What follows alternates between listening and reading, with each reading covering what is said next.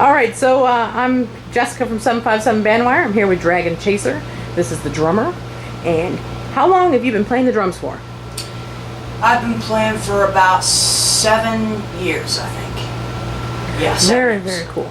Now, did you get into playing the drums because of your dad? Partially, I've actually always been into drums, really, because I just always had a tendency to want something with a high impact, something where you just get to smash. And that's nice until you learn to control how you hit the drum and things like that, and then it becomes more of a thing that you do rather than just some hobby.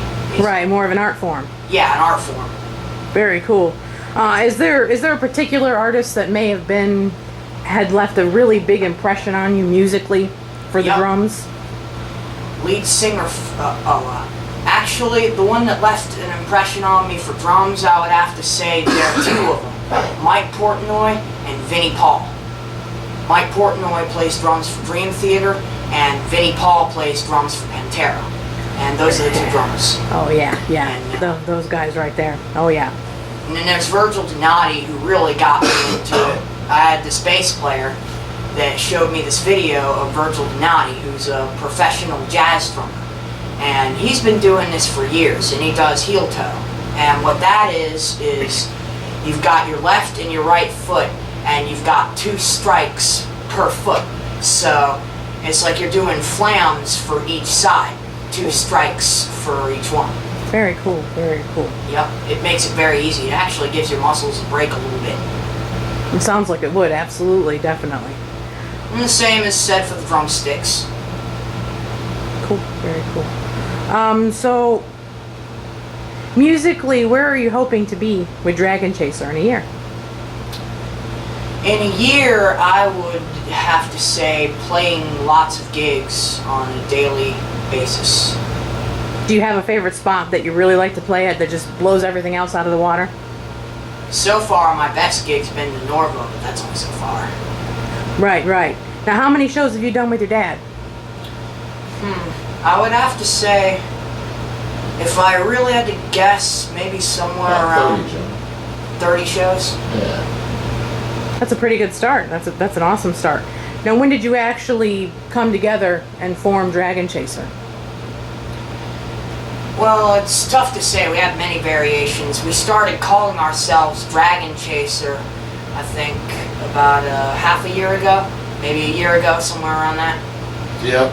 And we were just sitting around, and me and Dad were thinking about names for power metal bands and how they sounded really awesome, and just searching for a particular zone in naming. And what we found was that there were a lot of things in bands involving the name Dragon, and we decided to go with Dragon Chaser.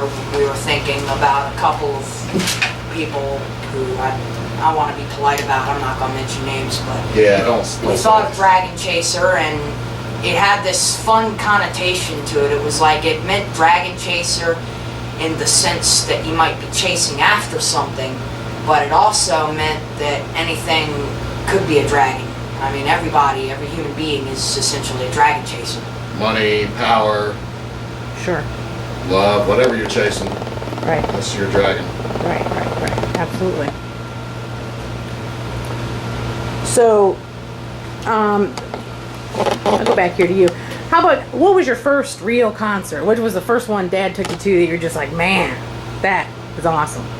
When I was 12, maybe 13, somewhere around there, my dad took me to the amphitheater, was it? And we Yeah. saw Kiss.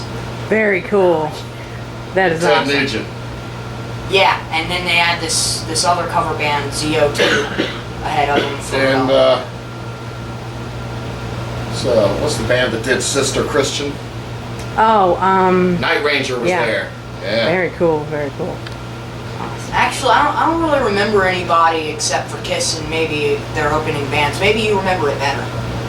I didn't take you to Black Sabbath. Nah, I think, man, that you took me to a concert. You were too young for Black, so you were only 6. I couldn't have took you to that. Yeah, man, when I was 6, you took Josh to Black Sabbath. That's right. Very That's cool. right. That's cool. That's somebody I always wanted to see, but never quite made it. Yeah. Yeah, Ozzy was pretty fucking scary. I'm sure he was. I mean, literally, you could feel the evil in the air. That guy, if he had said lunge forward and kill, he probably could have got people to do that. That's crazy. Yeah, it was That's crazy. scary. It made me uncomfortable. Was that probably one of the biggest concerts that you've gone to where you felt the most uncomfortable? Oh no. I'm always uncomfortable at the concert if I don't have enough weed and beer. And I never have Understandable. enough weed and beer. Understandable. So one of my questions for both of you was going to be where the name came from, but you kind of explained that already. Yeah. That happened when our 31st bass player in 2.5 years called 30 minutes before we were supposed to play at Shaka's at the oceanfront for that, Camerata. And at that point we were the Lone Wolves. And we actually really became the fucking Lone Wolves at that point. Because he called and said, I can't make it. So I just looked at John and said, bro, we're playing anyways, let's just play. And John Dorner mixed a killer two-man sound. We weren't prepared for it at that point. Sure. But it went on anyways because the sound man mixed a ton of bass into the low end of the guitar and into the bottom end of the kick drum and made it really snappy. Nice. So you literally just didn't even miss a bass guitar player, and we just took it from there. That's awesome. That's when Dragon Chaser was born. That's awesome. Now, we heard what your son's inspiration was to get into the music. What about you? What's your background? You know, what got you interested? Elvis. Really?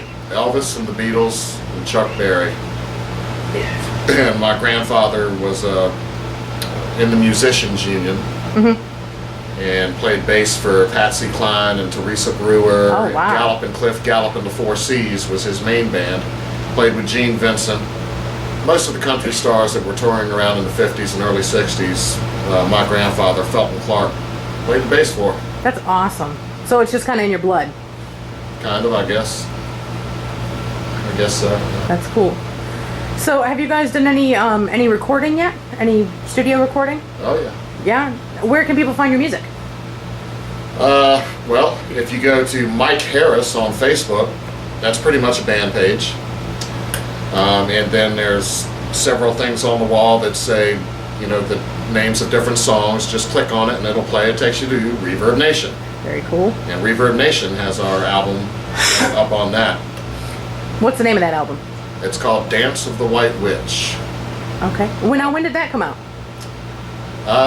We did our final cut posting on that in mid-January this year, so we just Oh put it wow. up. Okay, Yeah, great. Just put it up. That's awesome.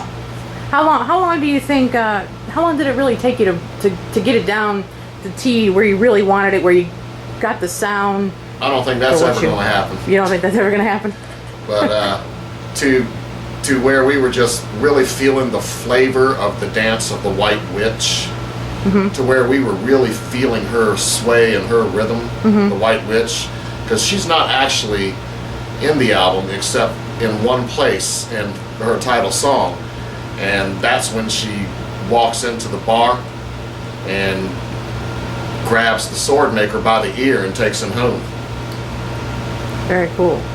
So I'm assuming that there must be some stories behind some of your music. Every then. single song we have is a story Very cool. condensed from a mental novel.